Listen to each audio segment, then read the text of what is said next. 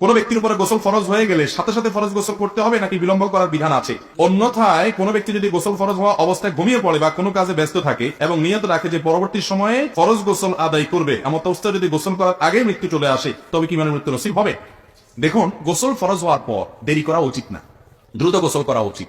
বড় জোর আপনার রাতে গোসল ফরজ হলো, ফজরের আগ পর্যন্ত আপনি লেট করতে পারেন, জায়েজ আছে।